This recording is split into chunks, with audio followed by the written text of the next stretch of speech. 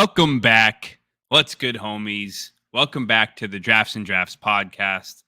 I'm Joe, aka Sultan. This is Dave, aka Disaster. We're back. It's Wednesday, July 17th, and today we're going to go through our first sell high episode. Given how well our buy low episode was received and talked about and hypothesized on and created a great dialogue within our own Dynasty League, we thought we'd give you guys a sister list of sell high players. But before we do, Dave, what's going on? I guys, you should all know I was just in Arkansas. I got to hang out with Dave for a few days. Got to hang out with Cooper and sorry, we can edit that out if you don't want his name on the air. But hang out with Dave's kids. I got to hang out with his wife. It was just all around, and most importantly, before at some point this summer we're going to go through it. But I went to the Kansas City Live Scott Fishbowl draft with Dave to help him draft his team. Shortly after, I got invited to take over an abandoned team of my own, which is not what I would have drafted, but at least I've had some control over the last 5 or 6 rounds. But what's been going on with you, Dave? I know I just kind of stole your thunder, but yeah, I mean, you just basically said everything that's been new, but it's all right. Yeah, it was great having you in town. I think you're Coop's new unofficial uncle, and he had a blast having you in town. We went golfing with him too together, which was stressful but also awesome all at the same time. Yep. And then Scott Fishbowl was awesome. And I want to clarify, Joe didn't quite get invited to take over a team. I was scouring the Scott Fish notifications to know when a team was being abandoned. Had to text Joe, yo, Scott Fish tweet, get on it. Luckily, Joe was great at responding to text messages, so he was on it. First to respond, had tweets from the Drafts and Draughts podcast handle, from his handle, and was able to get in there. So pumped to have him in SFB. Now we have to make like a bet to see who's going to go further in SFB. And mine's got to be handicapped though, because I have half the team isn't my own. You said it was about the same strategy. You're gonna have a couple different players. I will give you a handicap, but I do think you're in a better draft position. So I don't know. I hate the middle because I wish I could just double tap 2 people at the turn. I don't know. I hate knowing that like I can't. I got to take the guy I want now because I'm worried that one of the other guys I might take is not going to slide to me in the second, and then I think a guy might slide and then he doesn't. But I would love to spend a whole episode going through this because I think it's gonna be fun exercise. The third round reversal killed me, and so that was my challenge being at the 101. That's true. But either way, it was an awesome time. So really excited to be back on the pod. We talked about trying to do one in person. Joe forgot his mic, and then honestly, we were just go all week when he was here for the few days, and had a really good time. But hey, nice new background. Excited to see the trophy on display. Yep, that's on my list of things to talk about. So before we get to a draft review, for those of you at home who might not know, Dave doesn't skimp. Dave's a good commish. We have the People Don't Forget League Championship Trophy, which if you look here, you'll see Daddy's name's on there twice, and Dave's name's on there, and some other guy that must not be named. He's the Voldemort of our league. Is on there twice as well. But yeah, Dave, thanks for passing off the trophy. It looks great on my desk. Gives me something to wake up to every day. I make sure I give it some extra care and attention and lube every single day. Well, you have to, considering last time it was in your possession, you broke it. So I really hope you're going to take better care this time. It looks a lot better this way. I'll tell you that. But anyways, let's move on to a draft review. Dave, you said you had 2 beers on tap ready to go. Let me see what you got here. We'll do a little special. We'll see how the first one goes down. I had a couple beers at a little happy hour earlier, and we're going to keep them light today, smaller guys. And first one was the one I teased you earlier that I got to sample is the 4 Peaks Bad Birdie collab. Okay. And so a little Bad Birdie, if you know them, the golf polo brand. Juicy Golden Ale. I've had this one before. The other one I have not had before. So we'll see how that goes. Nice. Cheers. Okay, quick crack. Oh, Dave's having a sip without me. That's 7 years of bad sex or whatever. All right. Well, I have, courtesy of one of our league members, I have hold on. My face is pink for some reason. There we go. I have the other half. We Are Happy to Juice You. I think it's a local New York brewery. if I remember correctly. So yeah, Brian, our fellow manager, boom, the guy taking up the rear, no pun intended, of our league right now. Look him up on Sleeper. His team's pretty juicy right now. Yeah, if you want to see a horror film, go look up Boom and look at his sleeper teams. But yeah, it's a double dry hopped IPA. I think it's like 7.5%, 6.7% alcohol. So I'm looking forward. I can go for a nice little juicy IPA. Let's get it a live crack. That one squirted in my eye. Dave, cheers. Cheers.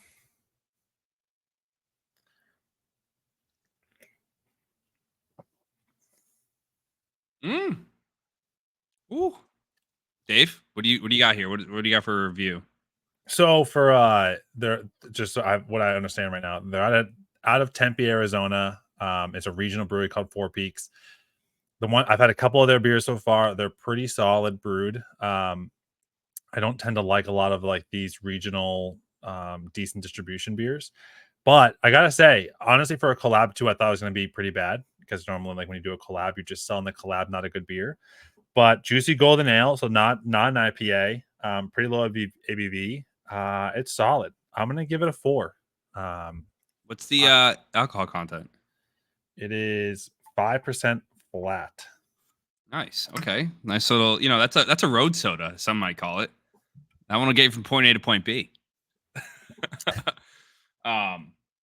Let me get another sip because I was trying to focus on your review and wasn't really paying attention to my beer.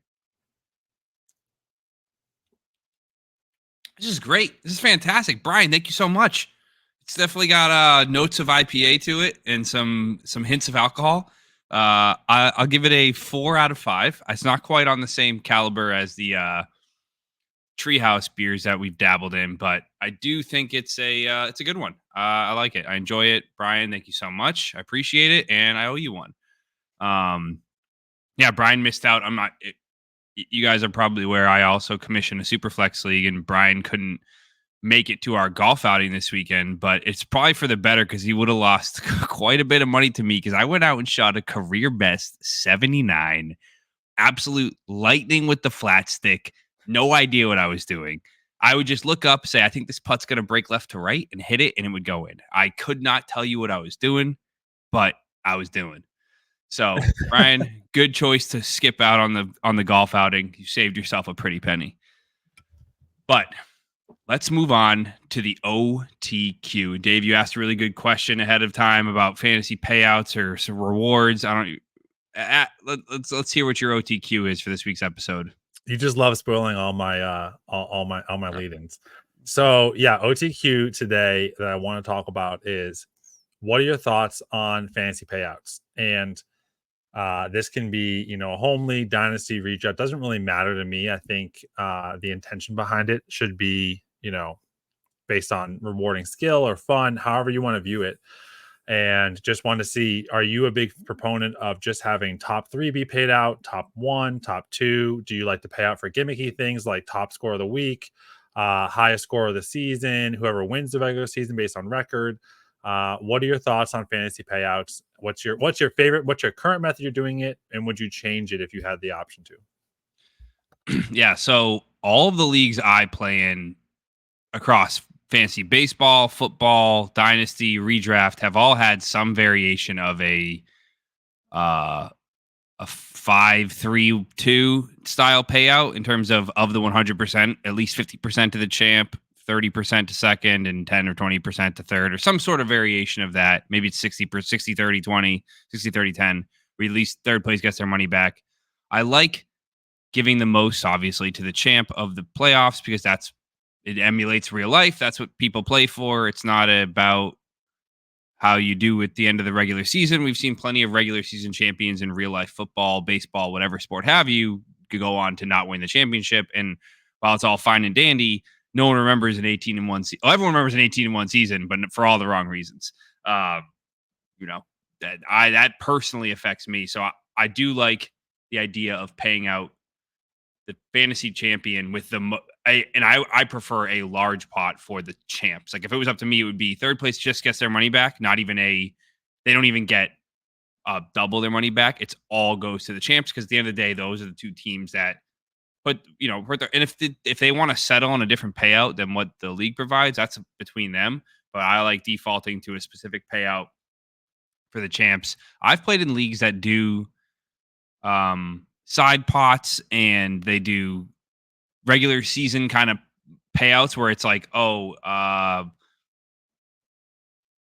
maybe $10 to the winner of every week. And then it's like everyone puts in an extra $100, and they have like mini side pots where they can bet against each other. Basically, not every team has to play in it. It's like if two teams that are in the side pot play each other, they play for $10 heads up or whatever that week. And it's like a good way to create some incentive for teams that may be out of the playoff hunt to still continue to set their lineups and play. But being in a dynasty, we always have motivation to care about our matchups because the consolation bracket matters, seeding matters, your draft pick gets based on, for us, how well you do in consolation brackets. So there's really no incentive not to be setting your lineup. So I do like that.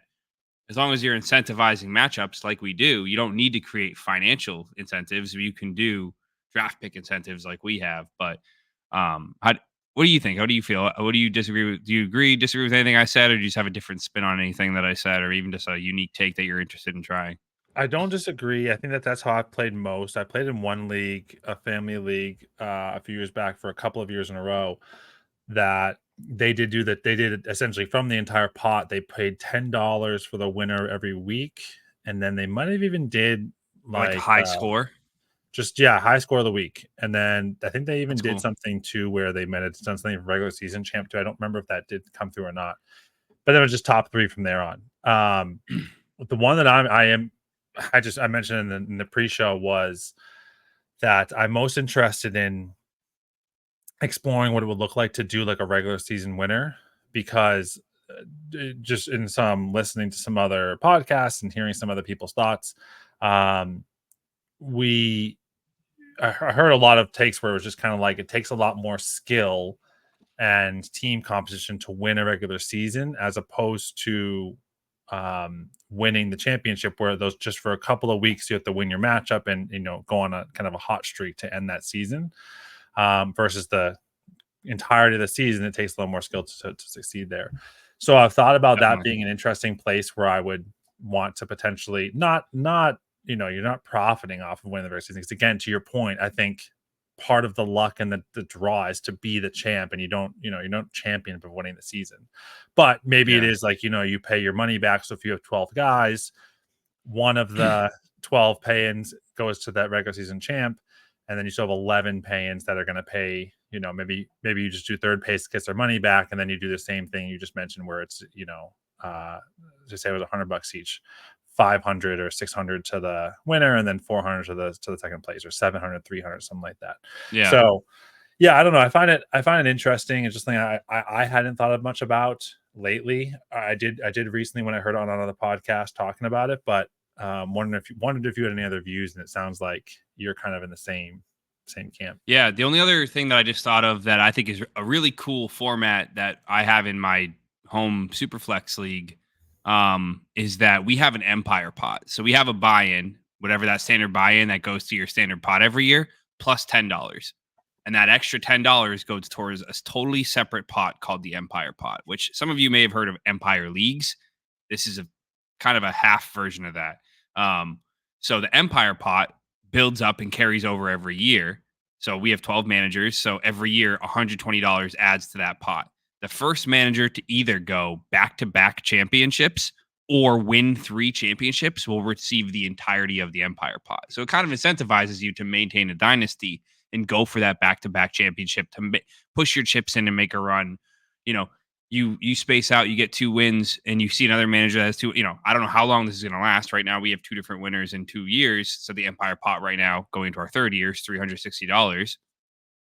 It's getting to the point where now it's almost worth as much as the championship pot, or right now it's worth almost as much as the second place championship. So there becomes this mega incentive once we have a couple teams that are vying for this championship to go after it. A real Empire League actually says when a team wins 3 times, the league resets, and I fucking hate that. Like if I'm spending all this time collecting draft picks and going after rookies and speculating on players only to have my team blow up in my face because some other manager pushed all his chips in and bought a bunch of old heads to win 2 years in a row, I would be like, I'm done with this league. I don't want to play anymore. Like, it just doesn't make any sense. I don't understand how that's a real format. If you want to play more, you want to reset, play another league. Like, that's all I'm saying. Like, I don't see the point in resetting a dynasty, but yeah, I see. I wouldn't mind if you say you wanted to tinker with it and we said, hey, how about, I guess it's tough now because some teams are at different stages of their rebuild life. There are some teams who have no chance to win the regular season because it's not how they built their teams. So it'd be tough to do this. But I'd say, what if we tried hey, everyone pay $5 extra, and that $60 would go towards the regular season champ prize, which isn't a lot, but it's it's a little tiny little bonus that's separate from our standardized pot to kind of test out, do we like this? Do we not like it?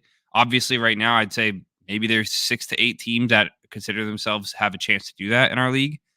And there's probably 3 or 4 teams that have just legitimately no chance by choice or by circumstance. So I don't know if every team would buy in, but I do like the idea of tinkering and trying out new things wherever possible. Maybe we try it in a redraft this year when we do our redraft league. I know we tried tight end premium last year in redraft. This year, I'm probably going to try tiered PPR or something. I don't know yet. We'll decide when we get close to the redraft season. But very good question, Dave. I appreciate the thoughtfulness behind it. Okay, let's move on to our sell highs. So first of all, Dave, the rhetorical question I have here is, what does it mean to be a sell high? And to me, a sell high isn't necessarily a guy that you sell at all costs.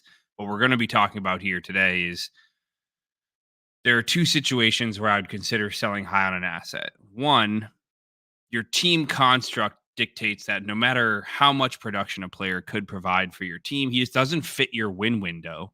And by the time you're successful, he may have aged out of his production window. Think guys like Saquon right now or Debo on a rebuilding team. It doesn't really make sense to hold them through this season because they're not necessarily aged out yet, but they're at that age where their value starts to decline because of their age. And the other situation that I think of for a sell high asset would be if I think their price is artificially inflated due to some sort of non-repeatable efficiency.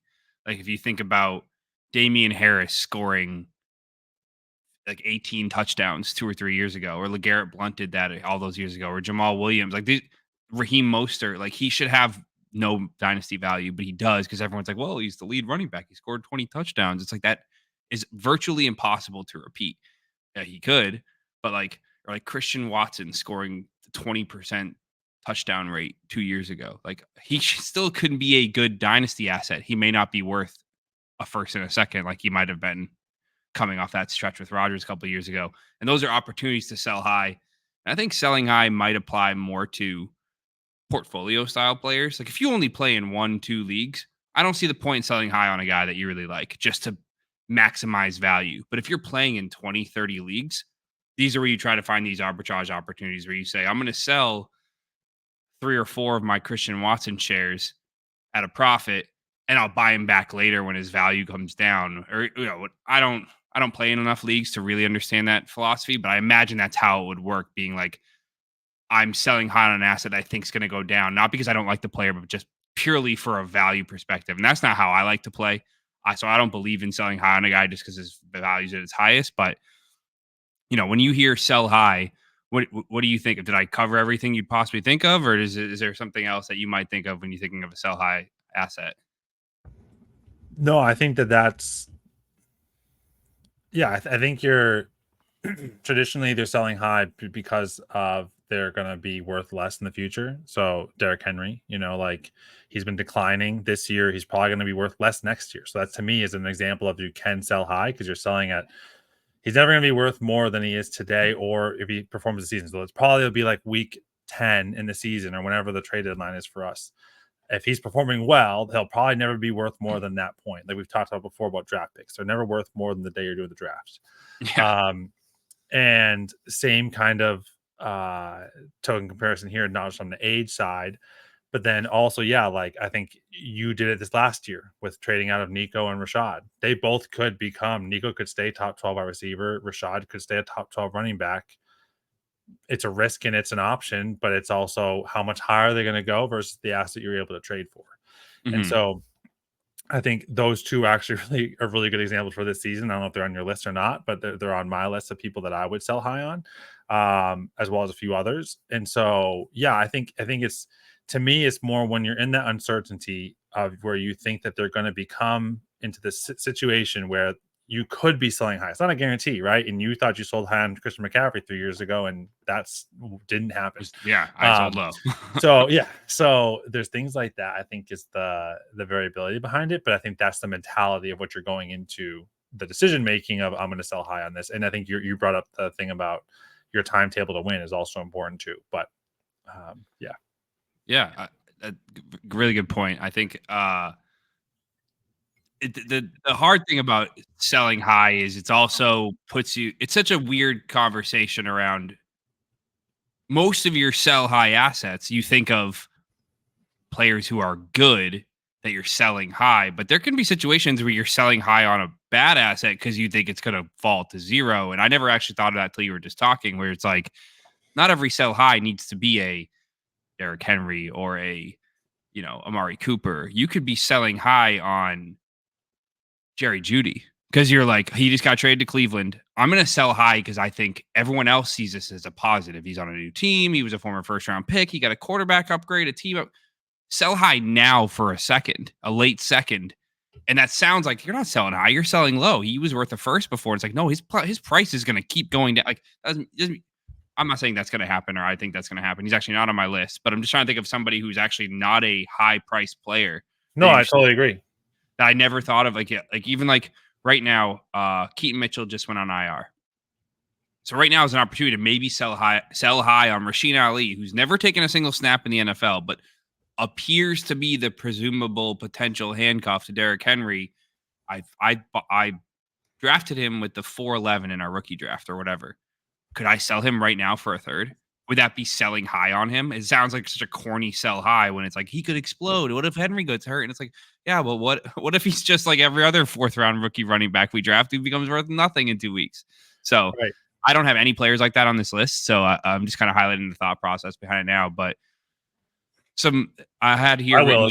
Are we able to go? Are we going to be going by position? Because that'd be awesome. I have it based on the 3 tiers again, kind of like what I did last time, which I'll explain after I get through this little blurb I have here about how players lose value, which sounds intuitive, but the way I have it written out here is that value is going to go down to several things. One we already mentioned, which is just the obvious one. Production is going to come down, but like, how does production fall? Well, production falls in a number of ways. You can obviously drop in efficiency. If a player is propped up due to artificial efficiency levels, like we talked about with Christian Watson and Damian Harris and guys in the past, just that drop in efficiency, they could have the exact same role, volume, whatever. And if their efficiency normalizes, they're going to have less production, which is going to lower their dynasty value. Inversely, a drop in volume is going to lower their value for guys that had 300 carries and they were just solid players like Josh Jacobs 2 years ago. All of a sudden just gets 20% less volume and he could be the same exact running back, but now he's no longer that dynasty asset he was, and he's going to drop in value or drop in perceived value, which would be like competition for touches. A team drafts another running back or goes and trades for a new wide receiver to be the wide receiver one on a team that's going to hurt another player, or they get a new quarterback or they lose a quarterback or a new offensive coordinator. All these things. It's why it's good to pay attention to your team's contract situations around quarterbacks. So like Jordan Love's on a contract year. Dak Prescott's in a contract year. All these guys, if they leave their team, are going to hurt the pieces that are attached to them. Like CeeDee Lamb could lose some value next year if Dak leaves and Trey Lance becomes a starter. If anything, actually, that makes CeeDee Lamb's value go through the roof because Trey Lance is him. But so the last thing before we talk about the tiers is that it's a lot easier to hear about buy low guys because one, either you have them on your team already and you're excited that we highlighted them as a buy low, or two, you hear about them and you're like, oh, maybe I'll go try to kick the tires on that guy. He's on another team. It's a lot harder to hear sell highs about guys you have on your roster. So try not to take it personally when we highlight that your guy is a potential sell low, sell high. Doesn't mean we don't like him or that he's not going to be good. It just means there's an opportunity to think about potentially selling him. And obviously, nobody's fucking knows what they're talking about with this shit, so we're going to be wrong. And so don't take it, don't take it too personally, you bag holders out there. But yeah, so the categories we had for the buy lows were we had superstar potential, not really buy lows, but buy highs, a chance to break into the tier one of their respective positions. And the inverse of that for my sell highs is our first tier we're going to be talking about is strategic superstar tier downs. So guys who are already near the top of their positional group tiers that you could potentially see an opportunity to tier down off them. Doesn't necessarily mean we don't think they're going to be good. It just means maybe there's guys that are below them that are maybe equal in production value, have a chance to have better efficiency or better volume, or maybe they have some sort of drawback that we think there's a chance for some arbitrage opportunity there. The second category we had was unsexy but cheap producers. In the opposite category of that was for buy low, unsexy but cheap producers. Last week's episode was Najee Harris and Hollywood Brown and guys like that. This week we have the opposite of that being sexy young players that are overpriced. And again, doesn't mean they're bad assets, just means there's a chance to milk some value out of them before it could potentially go down. And the last category we had here was young players with high upsides. These were guys that you could buy for seconds, thirds, or fourths that we thought could rocket up to that first or second round rookie pick caliber value due to a number of circumstances. The opposite one we have here is veteran players that seemingly have a timeline left where you think, oh, they have plenty of time left. Why would I sell? And there's a very reasonable chance they could plummet to 0 this time next year, or very, very little due to one thing or another. So that being said, Dave, let's move into our sell highs. So I'll give you, if you have any players, obviously just stop me at any point and we can talk about it. But the first player I have on our strategic superstar tier down is Kyren Wiliams, running back, Los Angeles Rams. The reason I have him on this, actually, by now, I've been listening to enough podcasts over the last 2 weeks. This is not an original take. Everyone's talking about, oh, Kyren was drafted in the 5th round. He's got injury problems. They drafted Blake Corum in the 3rd, which are all really valid reasons to be considering selling high on Kyren Wiliams. The biggest one for me is that I think he's got an unsustainable efficiency level propped up on the back of being the only running back to get any carries or targets in that entire offense last year. And the concerns around Blake Corum are legitimate. He's an absolute dog. He carried the load at Michigan. He's a superstar rusher. He's basically everything Kyren wants to be. But I think he might actually be older than Kyren. Nah, they're probably the same age. But like, what do you think when you think of Kyren? Is Kyren someone you actually are thinking differently? You would be considering buying, or you also think he's a sell high, or maybe just more of a neutral hold? So I also want to preface when you're saying sell high, when I'm saying sell high, this is very league specific. If everyone in your league views Kyren as running back 18, just not worth selling him. If they're viewing him as running back 6 or 8, then it's worth selling him at that price.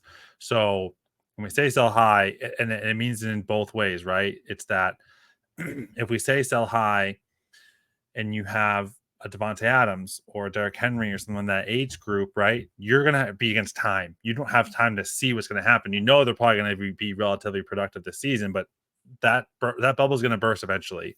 Mm-hmm. And so if your top offer is only going to be X, Y, and Z, that's why I said the best time is probably right at the trade deadline. If they're performing well, that will be their max value for that season until the next trade deadline if they're performing well again. But for someone like Kyren, right, it's an experiment. It's either he's going to continue to perform really well, he's going to fall off a little bit, or he's just going to be 50-50 split with Blake Corum or something of the sort.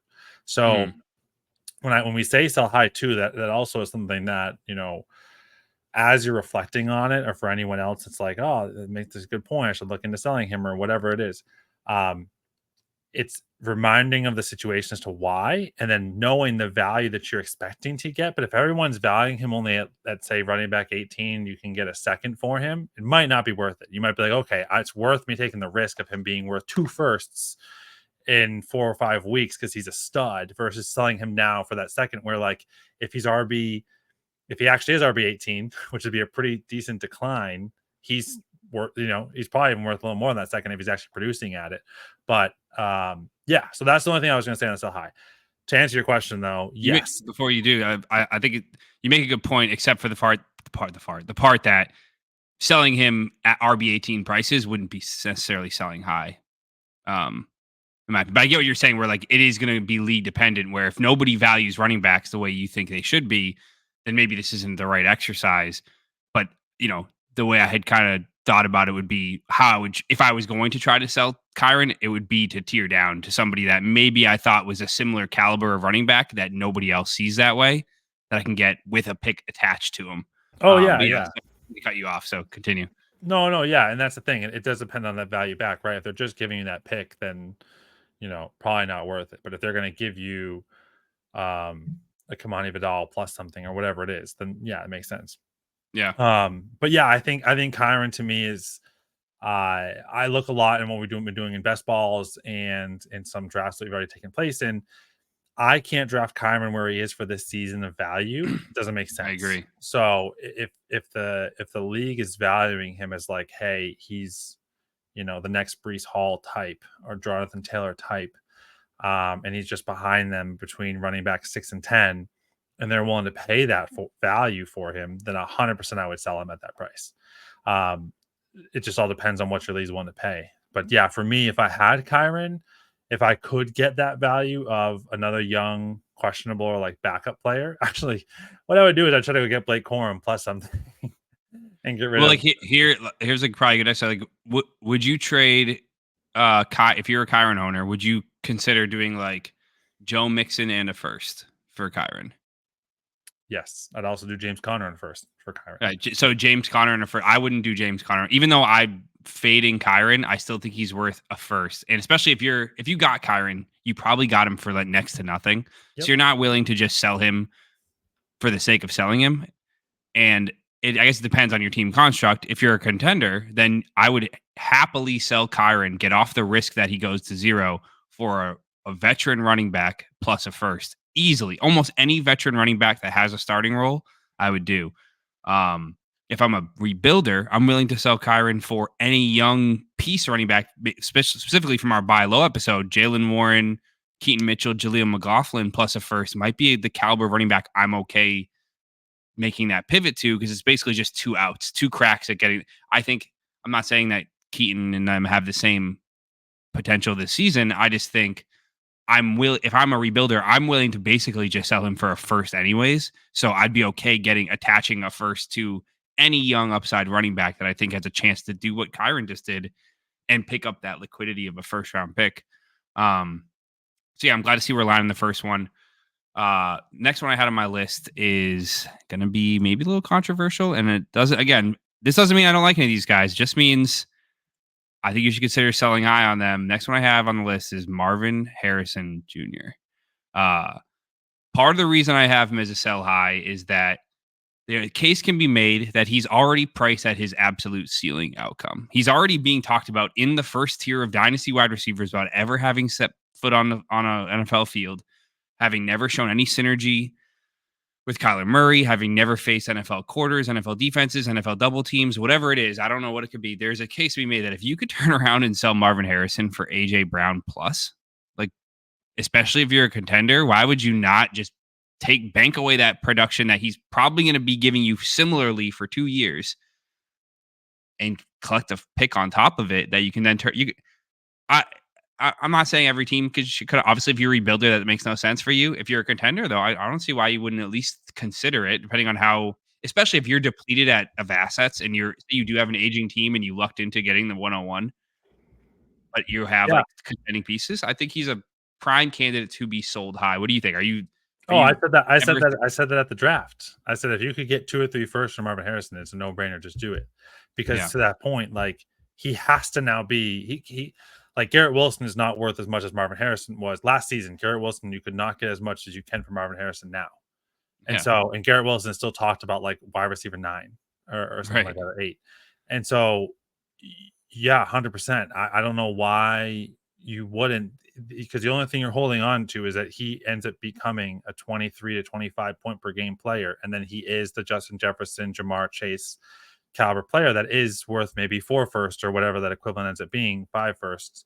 But yeah, I think to me, it's the easiest sell right now, because also, like, if you remember 2 years ago, they were talking about trading Kyler Murray and not starting him anymore and getting a new QB. I know it's a new regime, and you assume Kyler's going to stay there because he's back healthy. But like 2 years ago, they were talking about getting rid of Kyler, and now it's also like Kyler's this amazing QB that everyone wants to go buy, and everything's going to be there for the next 10 years. And I don't know how we swung so far from where we were to now. But yeah, I think Marvin Harrison's kind of an easy one in that group that I would 100% be trying to sell. And in either scenario, because also if you're just trying to get, like, if your team is, say, semi-competitive, but you want to get a little more depth, like you could even do something where it's like Jalen Waddle and like a Devontae Smith, or Jalen Waddle and George Pickens, like get someone that's like a trending, could be wide receiver 12. Another guy that's in that second role has an older wide receiver that you're now planning for like 3 years down the road to be your peak elite, so you have some $10 to rebuild there too. But yeah, there's just so much potential to have with that pick, that like one person's not worth that much until they've proven it. I think the funny thing is, though, right now, to also go further, like, you could sell me on almost all those guys needing to be sell highs. Yeah. Then outside of Monra, Jefferson, Chase, and CD are all potentially sell highs, because if CD loses Dak, if Joe Burrow doesn't really come back and perform the way he had prior in Jamar Chase, and then Jefferson stuck with McCarthy and McCarthy's Garbo, you got 3 guys that if you could sell today, you're going to get a haul. But if they have an average season, it's going to go down a little bit. If they have an average season the year after, it's going to go down a little bit more. And then, it would have been peak value to get right now. And you should have got some more upside in offenses you think are just going to be awesome. But yeah, especially if you're in a bridge style team where like you are competitive, but you're also older and you're like, do I compete? Do I rebuild? That's the type of piece that in their prime may be kind of scary to sell. And I hate to be anecdotal, but I sold Christian McCaffrey when he was 24 years old in his prime for 3 firsts and 3 seconds. And that's been the engine that's fueled my now powerhouse Dynasty team, which at the time, I remember waking up the next morning when Dan accepted with an actual knot in my stomach over a football trade, being like, holy fuck, I just traded away Christian McCaffrey. Like, I actually want him back so bad. I was like, I can't believe I just fucking did that. I'm so stupid. And now 3 years later, I'm looking back going, holy fuck, like that turned into Drake London and Jahmyr Gibbs and Marvin Harrison and Trey McBride. And if you're sitting on a 25-year-old Lamb or Jefferson, and you maybe aren't, you could be competitive, obviously, just by virtue of having them on your team, but considering trading them for a king's ransom can set you up for years of success. But all right, so the next one I had on this list is probably going to be a lot of similar arguments we just said for Kyren and Marv, so we don't have to go into too much detail, but I had Puka Nacua on this list. And I love me some Puka. He's a hard-nosed son of a bitch. Like, he just seems like the type of guy that, brings his pail to lunch and wears a hard hat to breakfast and sleeps with a football under his pillow. But, similar story as Kyren. He was a late round pick. He had dealt with Kupp being injured for a large chunk of the preseason, and the first quarter of the season established this rapport with Stafford. Kupp never got it going.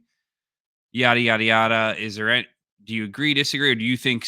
I think Puka is actually almost appropriately priced because he's not necessarily priced ahead of Marv, St. Brown, AJ Brown. Maybe Garrett. Maybe he is Garrett Wilson. He's in that range of like guy. So like, would you consider selling high if you owned him, or would you ride that out? Or like, I guess like you said, almost every player is potentially a sell high. I guess it depends on your league, because our league is so shallow lineups. It's almost not worth breaking up into multiple assets all the time. But if you're a rebuilder, is he worth cashing in now, or do you want to see what else he's got in the tank? Or do you? Because I think there's a very good case to be made that Puka just put up the best season of his career last year. 100%. Yeah, I think to me, it's going to come a lot more on value. Like, if you're only going to get a first and a second, then it wouldn't be worth it to me for what you're going to agree production wise out of him. Because I think the thing about compared to the prior two you had said, I think that the floor for Puka is not that far, and I also think Cup's gonna go away eventually. Like, I think Puka's gonna maintain. So is Stafford, though. Does that scare you at all? Kind of like what you said with Lamb and Chase. Yeah, for sure. But I think to me, greatness always has a home, and so like, I like that. Like, to me, okay. So let me put a comparison. Put that on a T-shirt. All right, sorry. Go ahead. I could see Puka just be Mike Evans, which is great.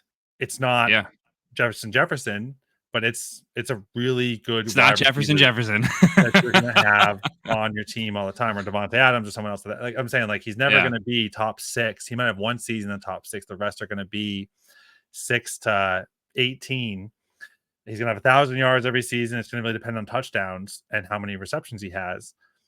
I could see that for Puka with really any quarterback, as long as the quarterback's competent. And I guess the same challenge that just Garrett Wilson has had until this point. But I could also see, like, for me, the question this year is like, who's going to be better, him or Cup? And I think this year and maybe next year is that last question mark. So I think after next year, it's going to be Puka, no matter what. Yeah, I think this year's the last year they're going to be close. Yeah, so in a dynasty, either way, from my purview, like, either I'm winning now or I'm winning for the future. I don't think it's gonna be bad. I think kind of his floor is wide receiver 24. But I see again that upside in 2 years out is going to be exponential. So yeah, if you think you are trying to win now, to your point, the AJ Brown's a great comparison. Trying to think who else is in that. Yeah. So like, to your point on value, obviously a first and a second in one QB is probably not enough for Puka. If I had Puka and I was contending, and I was willing to shop him because I wanted to replenish my draft capital, I would want to go tier down to another receiver plus a first. We all know you would take AJ Brown plus a first for Puka in a heartbeat. Garrett Wilson plus a first, London plus a first, whatever. T. Higgins plus a first, maybe. Like, where do you draw the line? Like, where can you think of where you'd say, that guy plus a first probably isn't enough? Like, is Zay Flowers plus a first enough for you to sell Puka? I'm going Jordan pretty Addison far. Like, no, I'm saying I'm like that, because here's the thing. Just even on a 2-year time basis, I don't know. I'm not more confident in any of these guys performing better than Puka, and I'm going to give you a list. Debo, Ayuk, Evans, Olave, Nico. Yeah, but you're not taking Evans plus a first for Puka, are you?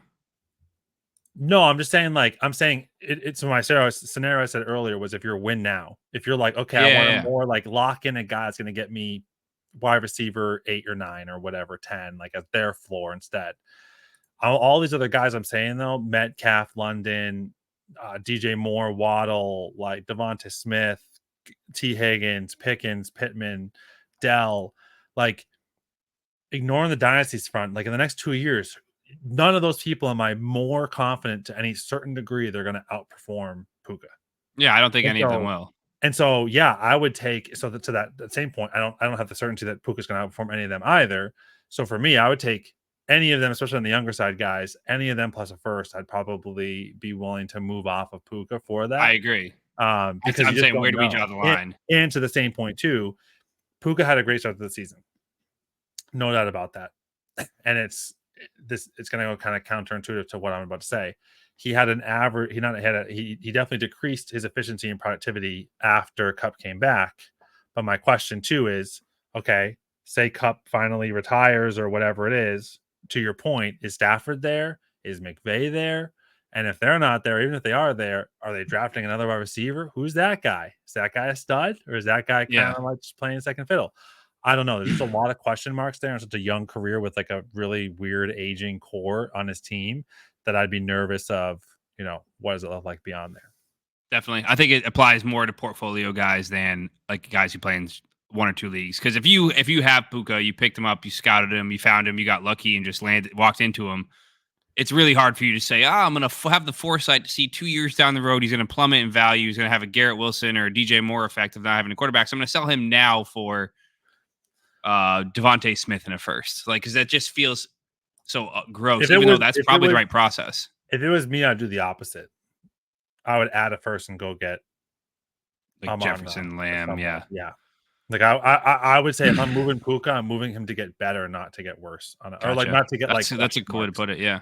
Because that honestly, that tier of like I don't know, 10 to 25 is literally the same person to me. It's just Right. and age varies too, but like for what you're going to get this year, all of them can put up the exact same stats for all I care. And so Yeah. that's where it's like I don't know how much, but I would bet of all of them, Puka's at the top of that list probably to outperform most of them. Not all of them, but most of them. Yeah. All right, let's move on. Next one I had, and again, I've heard this guy's name a bunch now, so it feels like it's just repeating what everybody else says, but it's CJ Stroud. I think at one point he was the QB1 overall on our trusted Bible resource, Keep Trade Cut. He was ranked ahead of Mahomes and Josh Allen for like a 2-hour period, 2-hour stretch at some point this summer. The propaganda around Stroud has just gotten out of control. I understand he's got 3 ridiculously talented receivers. He put up one of the best rookie quarterback seasons of all time. But the fact of the matter is, I think he only had like maybe 2 or 3 weeks where he was even a top like 6 quarterback last year in fantasy terms. Yes, he had a great season from a real life perspective, a phenomenal season. He's probably a real life top 6 quarterback. But from a fantasy perspective, he doesn't have the mobility to score for you in a 4-point passing league, 4-point passing touchdown league. So it's like you're depending on him becoming the next Patrick Mahomes to sustain that value, which of course he could, but it's probably more realistic that it's more likely that he turns into Jared Goff than it is that he turns into Pat Mahomes.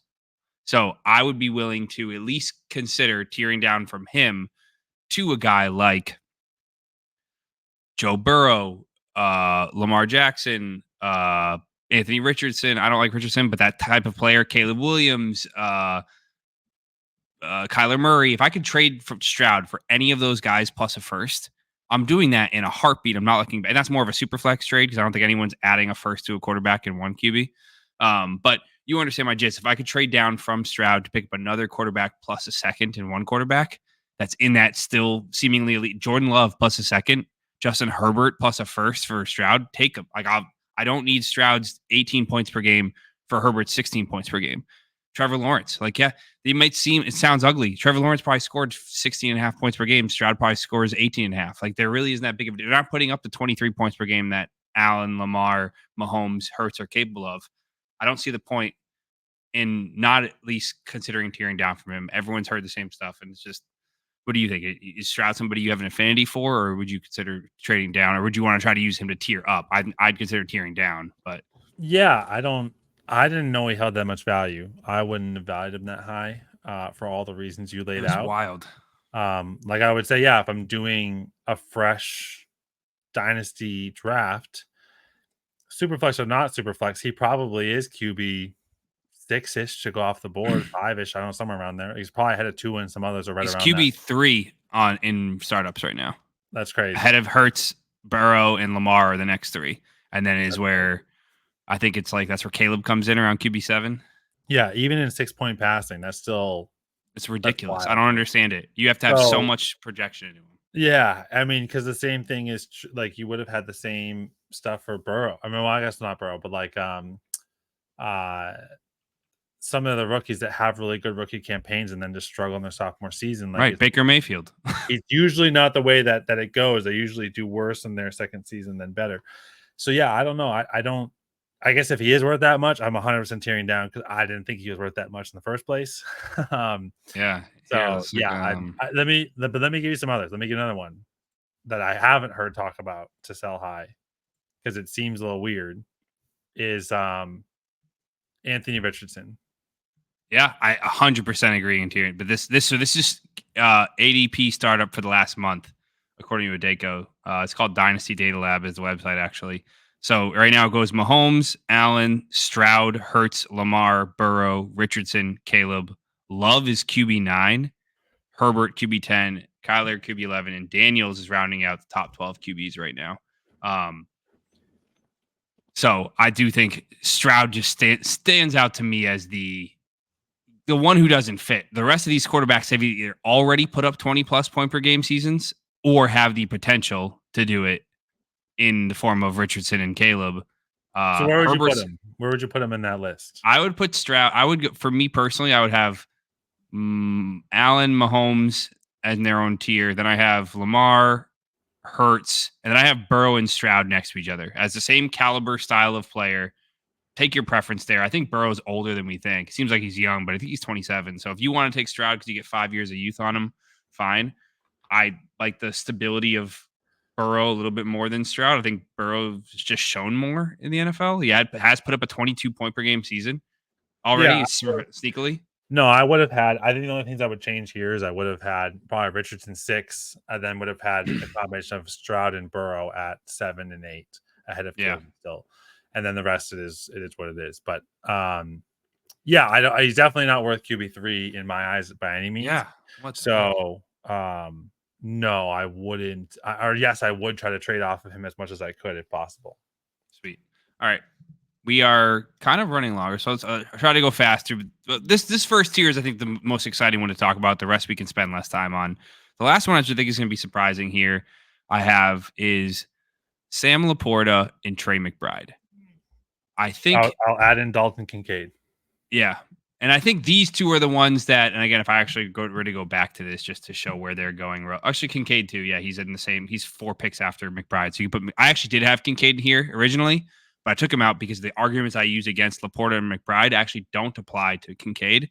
So what I had here was one, the value versus production difference disconnect. These two seemingly to me don't provide a dramatic difference in production or age value over the others in the top 6 that we've talked about on a tight end rankings video, which is your Dalton Kincaids, your Kyle Pitts, your Brock Bowers, and see, I'm just cheating. Look at this. Mark Andrews. There is a big age difference there, but those other 3, they're not younger than or have proven given a tremendous points per game upside. Of course, we see the path for LaPorta and McBride to be great. They still haven't technically done it yet.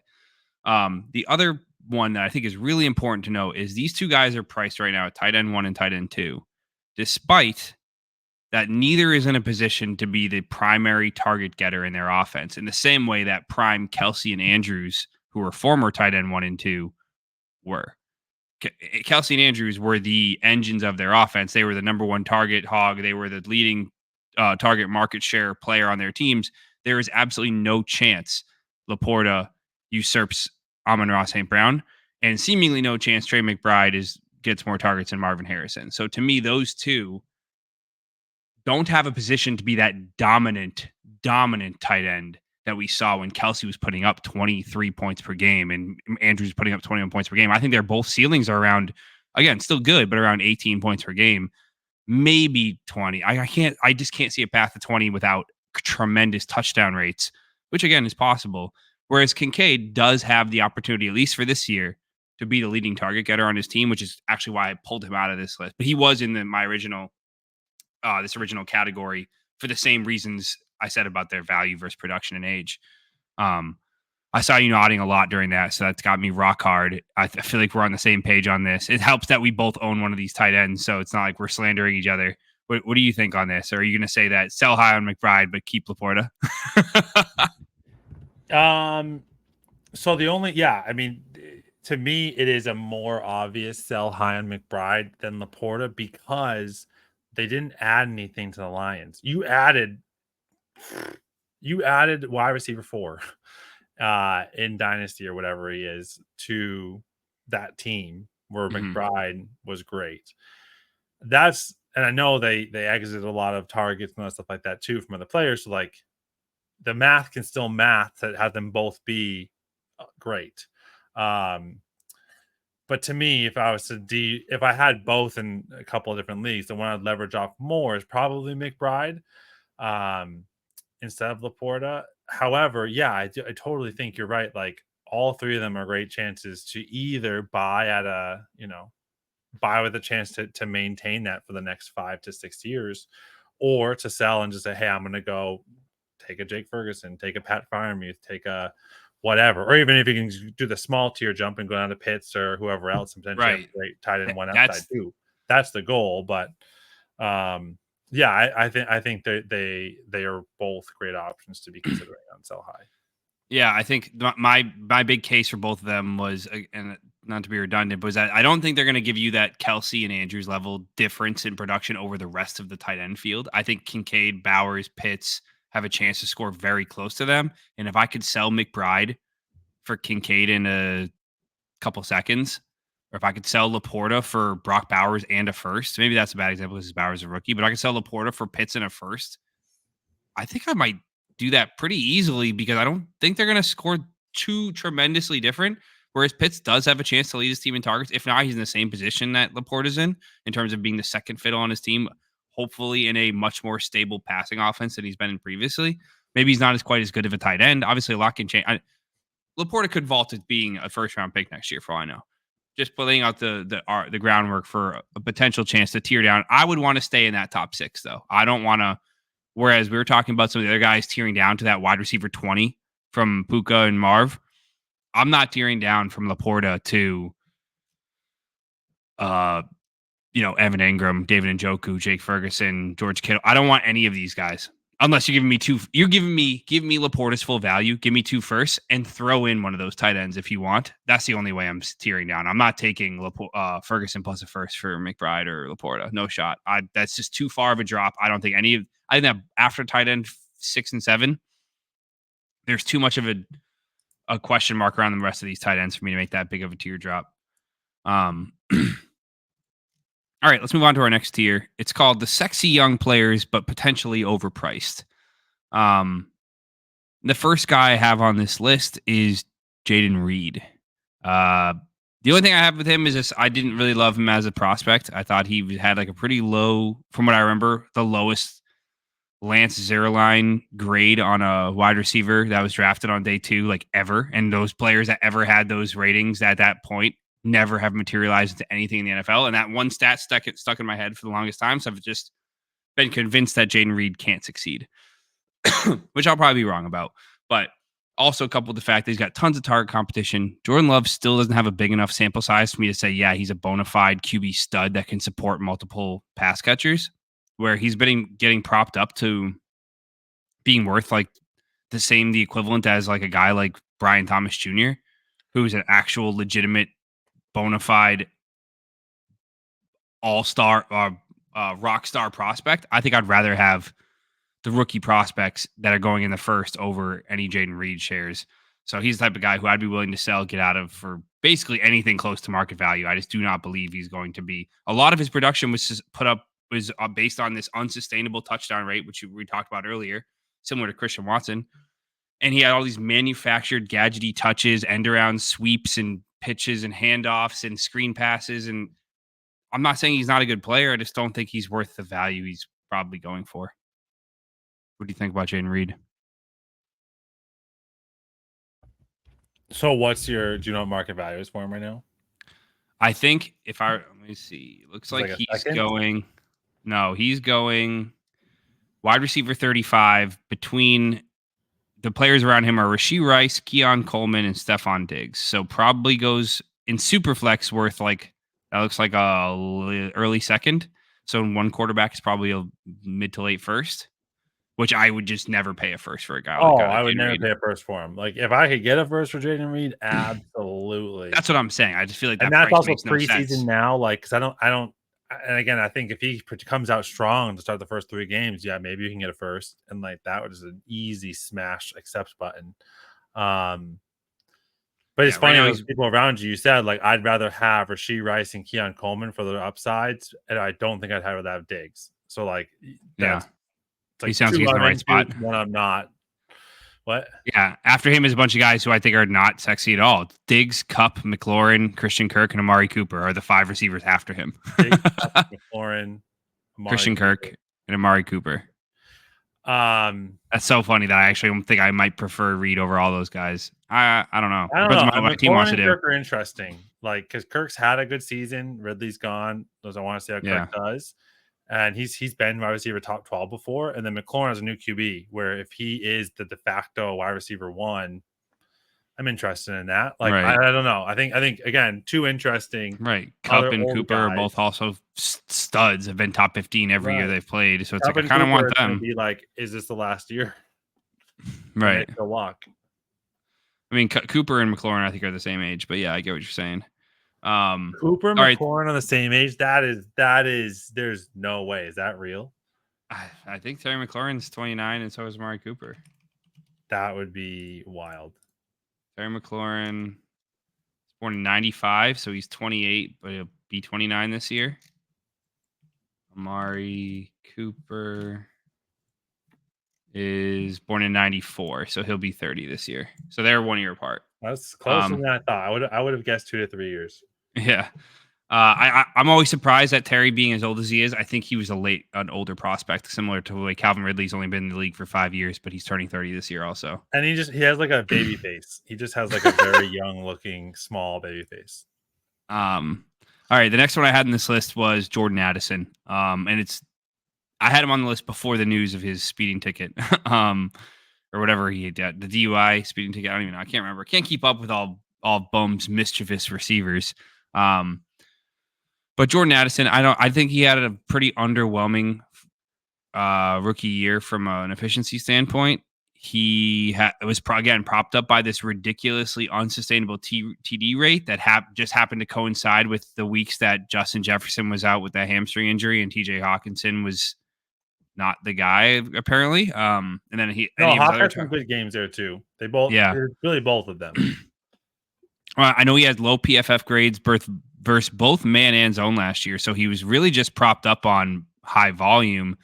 That I just can't see him repeating, especially with JJ McCarthy being there. Unless McCarthy turns into a great quarterback, which he could, he'd be a guy I'd be willing to consider selling high on now, because I think there's a chance he could dip in value, especially if JJ McCarthy stinks. If he's a damn Sam Darnold type, like you said, greatness rises to the top or whatever. I said greatness always has a home. Greatness always has a home. So Justin Jefferson's going to get his, and that leaves Jordan Addison on the outside, licking scraps off a dog bowl. What do you think about JA? I need to actually do a little more analysis on him to understand where I truly view him. Because his middle of the season was nuts. Just great production. Let me see if I can find Jefferson real quick. Yeah, I wish I could. I'm gonna try to see if I can pull up Jordan Addison's touchdown rate, because I think he just had an absolutely ridiculous. So to start the season, okay, so it looks like Jefferson was healthy the first 4 games, where Jefferson averaged about 25 points a game. Okay, and he was healthy in the back half of the season, last 4 games too, where it looks like if you average all those out, it's probably like 22 points a game. Mm-hmm. Addison actually didn't start out that bad. Addison's first 3 weeks, he looks like he didn't play week 4. First 3 weeks, he averaged 14 points a game. It's not bad. And then he went off for like 18, 12, 31, 21, 10, 10, 7, 10, 5. Jefferson comes back. The first game Jefferson's back, he had 29 points. He was wide receiver 1. Interesting. And then he went 1 point, which I don't know if he was injured or whatever, then 6 points. Looks like he played the whole game, and then 16 points again. So again, the thing that we have to assume is in this system, which has been pretty consistent, they're going to throw a lot. And if that's just going to maintain that they're throwing the ball a lot, opportunities are going to be there. The question is for sure who the QB is. I do think if it's Darnold, it's only going to be Jefferson. If it's McCarthy, I just don't know yet. I do think he's a great sell high candidate. It just depends. If someone's valuing him that he's going to get them 16, 17 points a game, I'd sell it. If they're valuing Addison at getting McLaurin numbers at like 12 to 14, I'd just say hold on to him because he's so young. You probably paid a first for him. Like, are you getting a first for Addison today? Oh, definitely. I think that's why I'd be okay tearing off him and getting. Yeah. I'd say take our league. Is anyone in our league paying a first for Jordan Addison? Okay, just because people aren't paying our first doesn't mean that's not the going rate. I think there's a lot of kind of like with Michael Pittman is worth. Wait. Just because people aren't paying a first doesn't mean that's not a going rate. That means it's not the going rate. I think obviously our league economy is different than you're saying everyone else's league economies. I got you. Right. Because our league also, we have shorter lineups. So there's a chance that all the contending teams say adding Addison doesn't fit. Like, I wouldn't pay a first for Addison right now because it doesn't make my team better, in my opinion, right now, because I have 4 receivers I would rather play than him. Yep. But the other teams that could improve from him are probably not in a position to maybe capitalize on Jordan Addison right now. So they say, why would I pay a first for Addison right now when I can wait and get him later? But you're not getting him for less than what he cost last year, the 105, I think, or whatever. I don't know where he was drafted. You're not buying Addison for less than like the 107. But yeah, so the ones that I wanted to point out around Jordan Addison's efficiency was among players who ran at least 300 routes. So that's not a full season, but it's at least enough to qualify, I guess I would call it, as having like not an abnormal or an inflated number. He had a 14.3% touchdown rate, which is just the number of touchdowns per target he had, which was good for 5th in the NFL. Whereas like the league average touchdown rate among qualified receivers sits at around 7%. So I do think Addison could just have a regression towards the mean on touchdown rate and still be a good player and not score nearly as much as he scored last year. He had an anomalous season. The only team players who had a higher touchdown rate than him were Cortland Sutton, Mike Evans, Gabe Davis, and Tank Dell. So like there's a case to be made. Right. There's a case to be made that could stick, because I think Mike Evans operates around a 14% every year.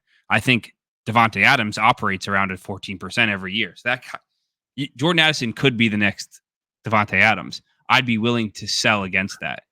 Is the only point I'm trying to make. He's not going to be Davante. He might be Mike Evans though. You're saying it could be. Yeah. Yeah, I don't hate that call. I'm trying to sell him high. It just all depends on the value you get back. I don't. If you're getting a first for Jordan Addison, I would sell him.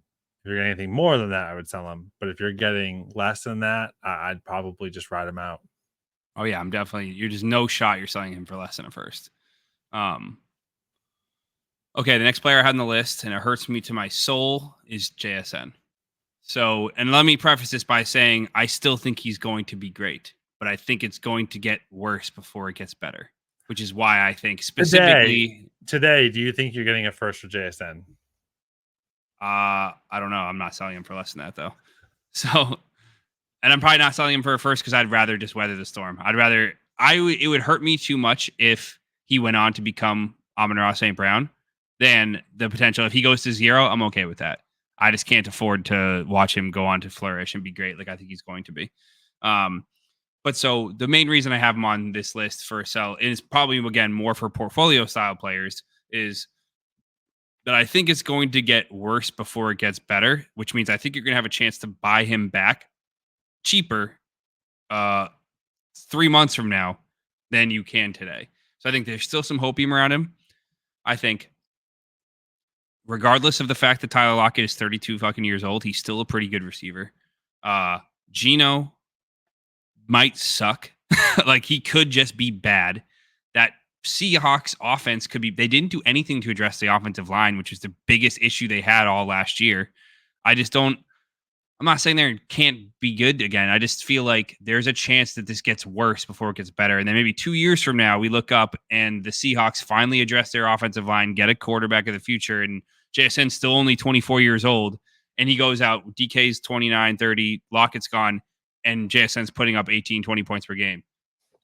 But I think that might be 2 years. I'm hoping it's this year, but I think there's a chance it gets worse before it gets better. So therefore, I'm saying it's a good opportunity to potentially sell him now. I think he's probably going in the same ballpark as like Jayden Reed, which is like worth a first. No, he's going wide receiver 30. So actually he's going just after Brian Thomas, just ahead of Devontae and Rashee Rice. So JSN is potentially worth that 106 to 109 in one QB. And I think if you wanted to get out, that's a fair price to get out and re-roll and maybe buy him back for the 112. If you think you're a championship caliber team, sell JSN for a championship caliber piece and then go buy JSN back with your first later in the season. Like, if that's what you really think. What do you think? I already know what you think, but I'm curious to hear if there's anything you have insightful to add or if you're just going to be a hater. I'm kind of in the hater zone, but yeah, listen, if I could get something for JSN right now, it's the same reason I would have tried to get something for Treylon Burks last year. Like, maybe. My point being is this. and maybe you have a better example that I don't know because we've only really been doing the Dynasty for like 6 years now.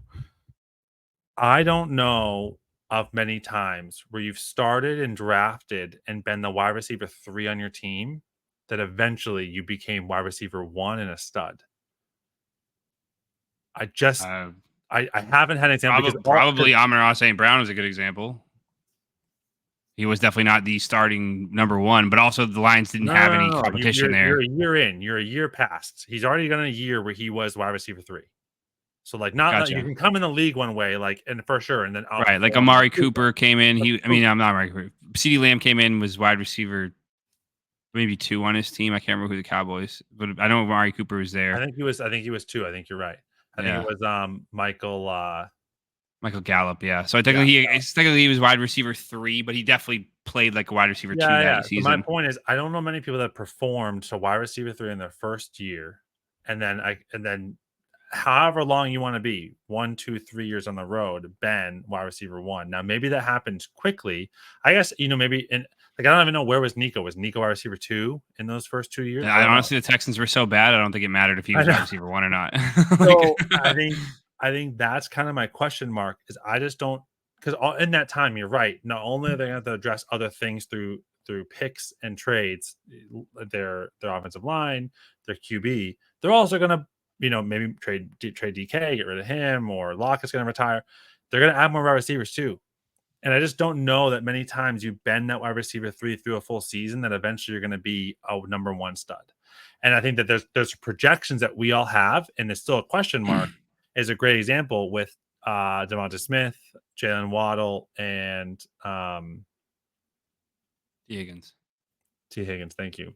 That all of them we project to be the one eventually, either by transferring, or Ayuk's another good example too, either by trade or acquisition, or their top person retiring or being moved as well. But we still don't know. And it's the fact that you're going to be the third person to start, like Julian Edelman. I just thought of one. My point being is, like, the cream of the crop comes out strong. Like, when you are that alpha dog, you come out like Rome Odunze is going to be a great. Here's your case in point. If Rome Odunze is actually wide receiver 3 on his team, then I would buy into more that JSN could do it too. If Rome Odunze, I don't think Rome Odunze is going to be number 3 on his team. I think he's going to be number 2. I just don't know who's going to be number 3 between Keenan Allen and DJ Moore. Because I think that's just how good Rome Odunze is going to be when he comes out. JSN, to me, should have been that same caliber last year, where he is so equal with the other 3. They all perform average, like same range, fine. Just because of too many mouths to feed, that's fine. He clearly was wide receiver 3. So Rome will be a good test, because right now he's projected wide receiver 3. People are kind of writing him off. I think that talent's going to win out. He'll be wide receiver 2 on his team, and that's my challenge with JSN. Like, if you are as good as advertised, it doesn't fucking matter what your role was. You would have balled out. And yeah, I know it bums me. I'm clinging to the fact that I think their OC was brain dead, and I'm just hoping that the next OC unlocks JSN. But again, like you said, if you're that good, how are you not forcing the team's hand to say, "Oh my God, he's so good, we have to put him on the field for 2 wide receiver sets"? Like, that's again. Oh, he missed all of training camp with a broken hand. That's my saving grace here, that I'm like, maybe they didn't feel comfortable because they never got to see him in practice enough. I don't know. I'm speaking out of my butt cheeks right here. But all right, the next one I have, just because I have to wield a double-edged sword here, is Rashee Rice. He's another one who is now in a weird legal turmoil. He's now got 2 more mouths to feed on that offense that we just saw last year was decrepit, had nothing there, and he took advantage of it. Who's the second one? They added Hollywood Brown and Xavier Worthy in the offseason.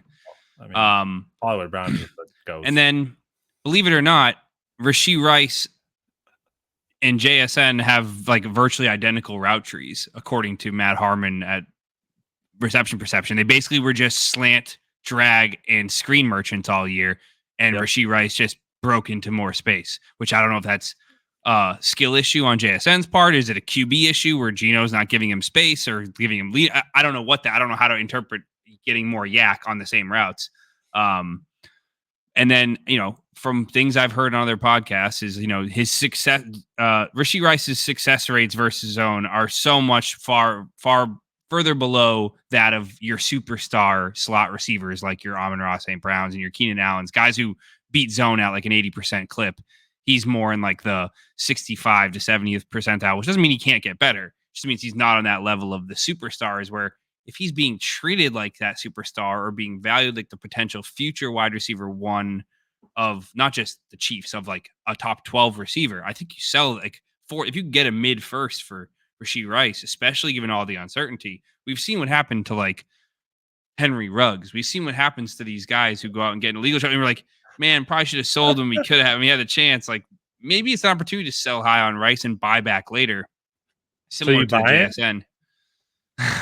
I'm personally probably not buying. I actually sold the Rashee Rice share in my random league this offseason. Right before he got arrested, it was like I sold Rashee Rice in the 106 for Puka in 2 seconds. In Superflex. So I got lucky there. Yeah, I think so. I don't disagree. Like he is a great sell high candidate because of the uncertainty, not just on the football field, but also for the legal side. Excuse me. So I don't disagree at all. I think that to your point, like the first is probably the right value depending on where, like, especially if it's an early first, it's probably accept. If it's late first, it's definitely a questionable, like, I don't know if I want to make that move or not right now. But the biggest thing around him is that what we've been told across all the other wide receivers they brought in or drafted is it takes a year to learn the Chiefs playbook. He took half a season, accelerated on that. Like, because you really put on paper, Sky Moore should have been Rashee Rice 2 years ago. He wasn't. Why? And Rashee Rice was who we thought Sky Moore was going to be now and then last year. Again, why? I don't have the exact answer, but my assumption is if we trust the analysts and the people that are even more ingrained than we are, where it's a complex, offense, and it takes a long time to really master it. One, that means Xavier Worthy is going to have challenges, or he's just going to run go routes, and then that's all he's going to do for the season, and that's fine. That's going to add value to the team. But he's not going to not going to have an advanced route tree. Two, that means there's a chance for Rashee Rice to have the advanced route tree. And that is the upside, is like if he gets the advanced route tree and you're having Hollywood Brown and Xavier Worthy run go routes all day or slants in it, I think that's where the potential is then for Rashee Rice to just be, if they're going to open up the field like that and Rashee Rice some open space. Right. They're giving Kelsey some time off. It sounds like he's going to ball out. And so, I think on the short term, if I was really trying to win this season, I wouldn't do that. I would either try to trade up to like an AJ Brown, or I would, accept someone in that range of that 10 to 25 that we all think are kind of like they're going to be a wide receiver 2 for you confidently, maybe a wide receiver 1 if they go off, but that's kind of the range that I think I would do with Rice if I want to win this season. So right now he's going right next to Devontae, Mike Evans, Keon Coleman, and Jayden Reed, especially as a Rashee Rice owner who could be contending. Oh, Devontae and Mike Evans go before him. Actually, you're going to laugh. JSN, Devontae, and Mike Evans go before Rashee Rice. And then Keon Coleman and Jayden Reed and Stephon Diggs go after him. So are you trading Rice straight up for any of those guys? No, I'm not trading straight up for any of them. Maybe as a contender, I would do Adams. As a contender, I would probably do Adams. But for everyone else, no. The thing I would say, though, okay, how many spots up? And if you're looking at it right now, if you can share it, great. If not, that's fine. But how many spots does he move up just if there's no suspension? Yeah, I think if it comes out that he's not suspended, I would guess he probably moves into this Addison. I think he stays behind Debo, behind Worthy, and behind Higgins. I think he moves ahead of the rookies in JSN. And probably, to me, I would have him right around. I would have him ahead of Addison. Addison's probably going to slip as this news of this DUI is on the. He's probably going to fall behind these three, I would guess. But I would say these are the three that you're speculating on, and Rice is more of a contending piece than these three where you're still speculating. So I think the only reason he's down here is because of the uncertainty right now. Yeah. So to answer it easily for me, I probably would just swap him and Xavier Worthy. Yeah. Where like if I was drafting, like I would 100% not take Rashee Rice before Dell, Pickens, or Higgins, but I would 100% take him right there. Maybe Debo before him too, and then I would have done Xavier Worthy kind of out to the other guys because we've now seen this happen a few times where either someone just got traded in or a rookie was drafted and they sucked on the Chiefs. Like the only one who hasn't sucked was Rashee Rice, and it took him a half a season to not suck. His per route performance was good at the beginning of the season, but he wasn't getting a full route share until after the bye, and then he was great. And so I don't know how. That's the thing that I'm curious about. Like I don't know people. I guess in Dynasty, maybe that's why I drafted him Worthy. Is like he's going to figure it out, but. Like I think it's just Worthy was just a far better prospect on paper, and the concerns around his legal trouble has given people enough reason to say, you know what, I'd rather take the flyer on Worthy without legal issues as a better prospect than Rice, who is going to be suspended, which is going to give Worthy a chance to catch up to Rice.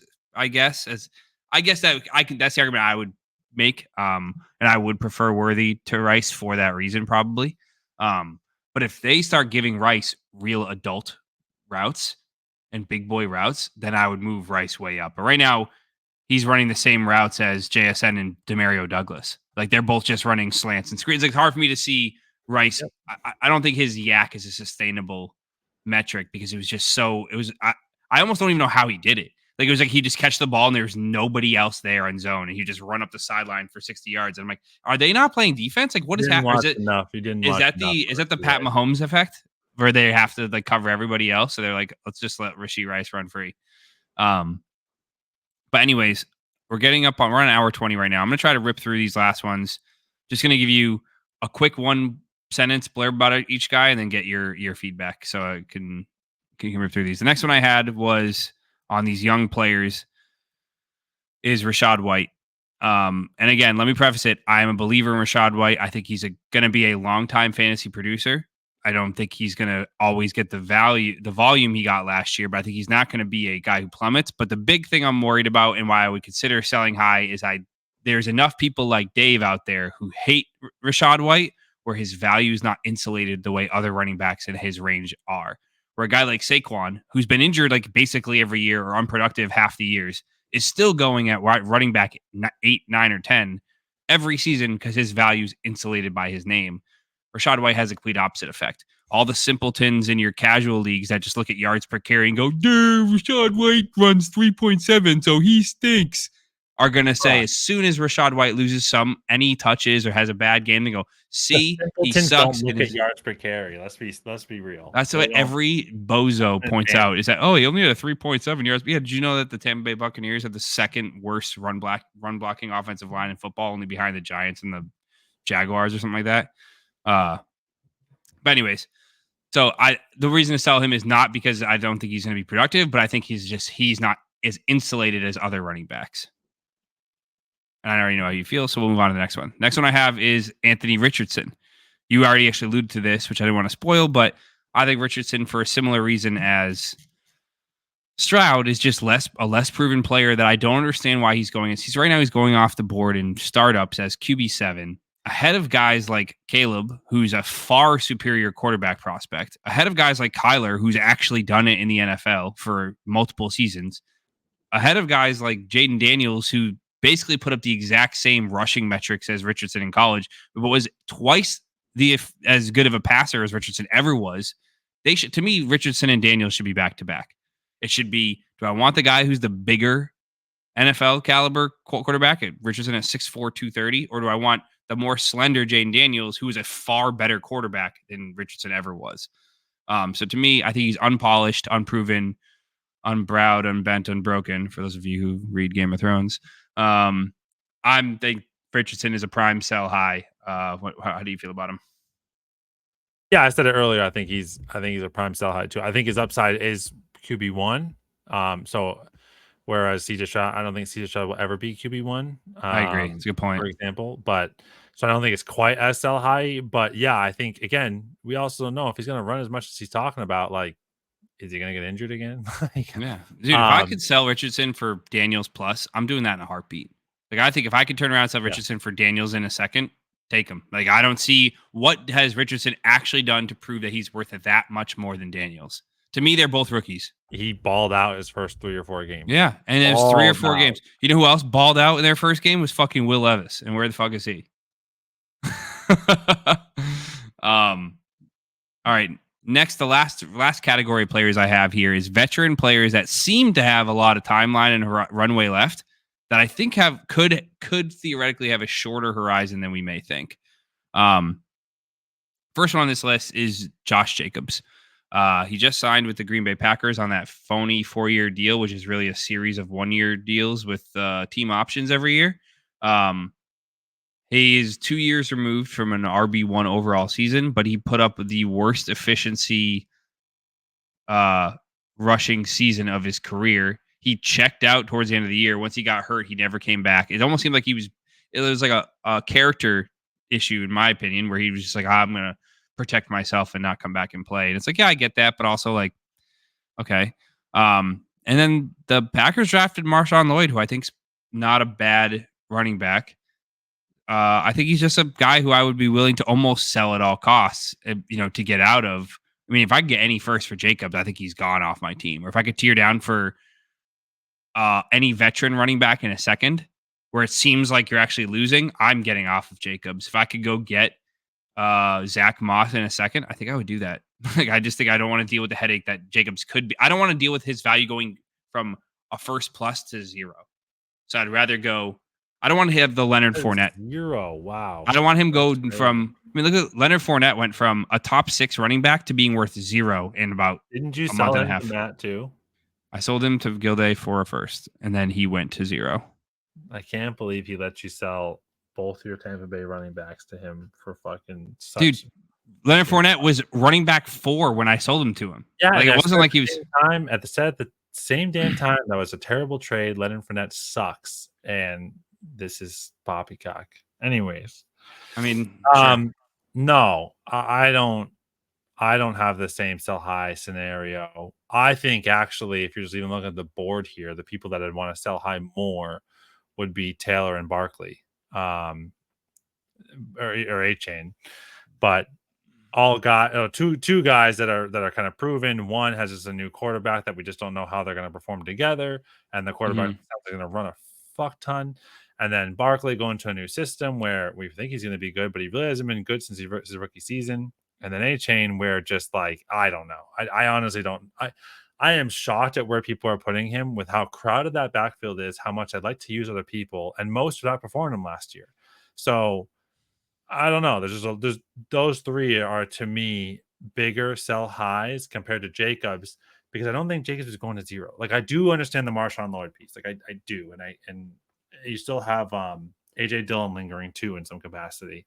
But Josh Jacobs to me is like great. Like, he is so good. And it's like, why are you going to waste your time on someone that just kind of like on a team that just kind of sucks? Like, especially where it's a running back position, it's not like you're just running out and catching passes. So yeah, I for the first disagree. I do not agree with Jacobs. I think he's actually kind of appropriately priced. I would want a little more than a first. And yeah, I just think I would rather have White, Brooks, and James Cook straight up over Jacobs. I just think if I could tear down from Jacobs to even just these 3, this mini tier plus anything, I would. If I could tear down from Jacobs to Henry plus a second, I'm doing that. I mean, if I'm rebuilding Jacobs for Trey Benson in a second, I'm doing that. Trey Benson for Joe Mixon in a second, I'm doing that. Ramondre in a second, I'm doing that. Like, I just think all these guys are just as much jeopardy of losing their job as losing their job, or just as being as unproductive as I think Jacobs could be, just by all signs indicating that he's lost a step. But hey, I'm glad we had a little disagreement here. I want to try to get this moving. So I'm going to go to the next one, which is, and it now seems like I'm attacking the Merman, but I have David Njoku on here. So going to tight end, back to tight end. Well, I think he's just in that murky tier of tight ends I don't want to have on my team. That was propped up by a quarterback who loved throwing the tight ends on a team that just added another wide receiver that we seem to think is pretty good in Jerry Jeudy. Or we've always hoped he was going to be good. And I think he's going around tight end 12 right now. Same range as Ingram and Kittle. And he's actually the last tight end of a tier. After Njoku, there's not another tight end taken for like another 2 rounds ish. So I almost don't know if there's a tear down opportunity for Njoku, but I think I'd be okay selling Njoku for any of Sinnott, Freiermuth, Musgrave plus a second. No questions asked to take him. Like, I just don't, I'm not willing to ride out Njoku having one good season in 6 years and say now he's a bona fide tight end I want to rely on. No, How do you totally feel? agree. Totally agree. All right. Next one on the list I had here was Dak. And mostly it's because he doesn't have a contract, and that worries me. I think he's just came off the best season of his career and probably the best season we're ever going to see. Not best season points per game wise. He did have 1 year where he was putting up like 27 points per game before he got hurt. But I think it's a prime opportunity to sell Dak in a situation where what if he leaves and goes to, I don't know, Tennessee, and Calvin Ridley and D Hop are old. Like, just like there's a chance where he leaves Dallas and goes somewhere that's not quite as good, and he's not quite the same quarterback. He's going to be 31 this year. He's not necessarily old yet, but I think he's an opportunity to potentially sell him. He's currently going off the board at QB 15. If I could use him to tier up to like Justin Herbert, because they're in the same range, or Brock Purdy or Trevor Lawrence, or these younger players I think have the same upside as him, I'm probably doing that pretty easily, especially if I think I can even, if somebody thinks that they like Dak more than those guys and I can get a plus on top of Purdy for Dak, I think I would do that. Or a plus on top of Herbert because he came off that terrible season. I think that's something I'd consider making. Yep. No, I mean, I think he's kind of appropriately priced at QB 15. But yeah, I agree. I agree. If I could train in some of those other assets, especially straight up or with some extra pieces, I would do it. Awesome. All right. Next one I had was we'll make this the last one, which is DJ Moore. He's got more target competition than ever before. No pun intended.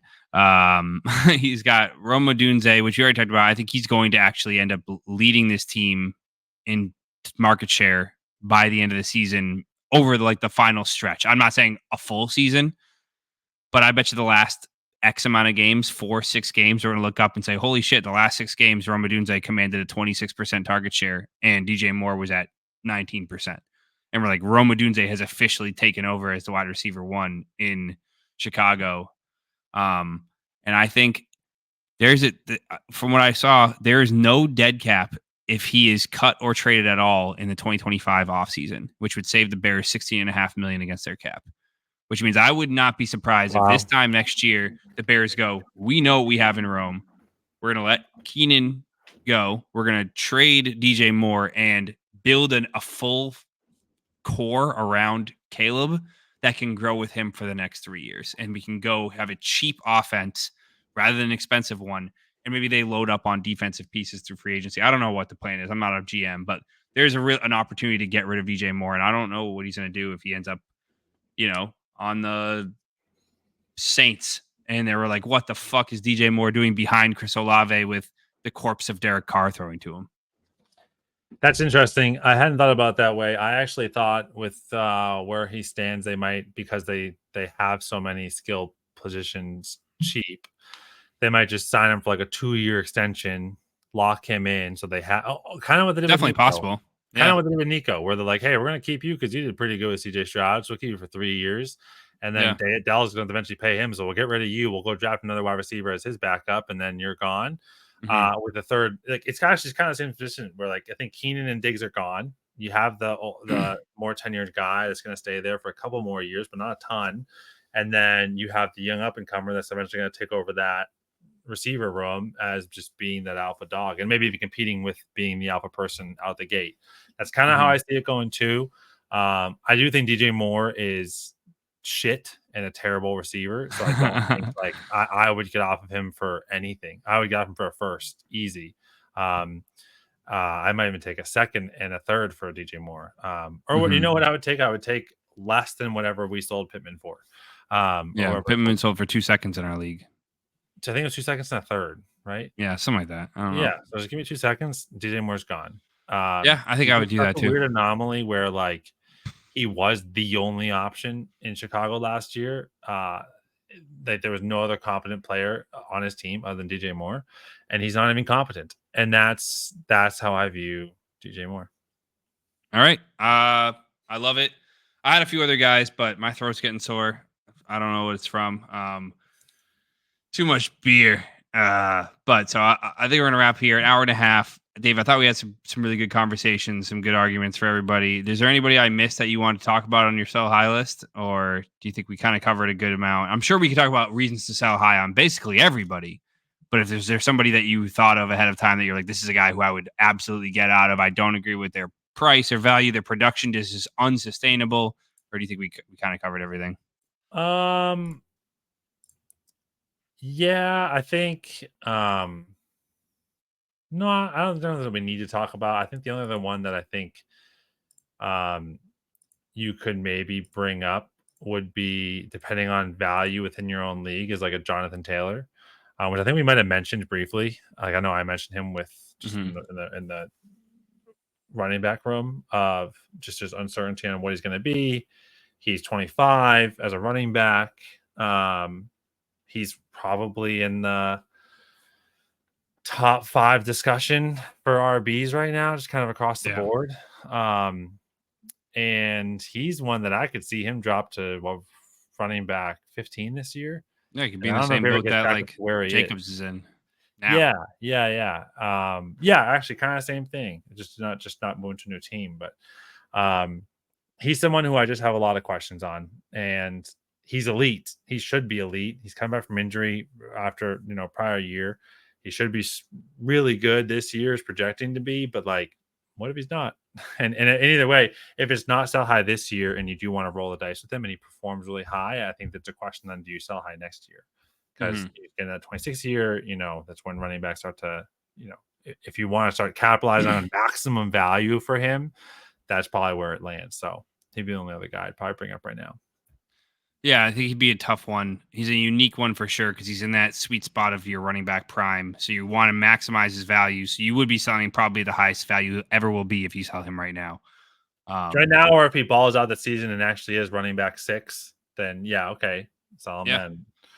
But yeah. So yeah, the only other tidbit that I wanted to mention before we sign off is that this is the prime sell high window about to open up on July 23rd. NFL training camp start.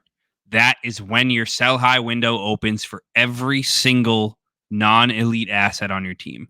When the camp hype comes out that Treylon Burks looks fantastic in his training camp reps, and he's lining up at the X receiver, and he's cooking DBs left and right. He's uncoverable. He's in the best shape of his life. When Clyde Edwards-Helaire comes out and they're like, he's taken the first team reps. He's actually been the best running back on the field all day. That is this is the sell high hype train window opens next week. Do not miss your chance to sell high on these cheap assets that we did not talk about in this episode. The guys that are going for fourths right now that you could sell for a third in end of July, because someone's like, oh, I kind of think that Audric Estime might take over the Denver Broncos backfield. If you could sell him in a third for a second, that's your only opportunity to do it until he actually explodes. So if you want to get out of some of your cheaper assets, the time is now when everyone's healthy and everyone looks great. And they're all wearing shorts and they're all, muscled up and healthy and not banged up. And the teams are, your sell high window is opening soon. Don't be afraid to make some moves. And with that, all cream rises to the top, and the talent. What was the phrase, Dave? I forget it now. The champs go in the corner or some shit. No. Shit. All right, guys. You know what you meant. We'll find it. I think it was all elites have a home or something. That's not it, but it's something like that. By the way, second beer, Easy Rider.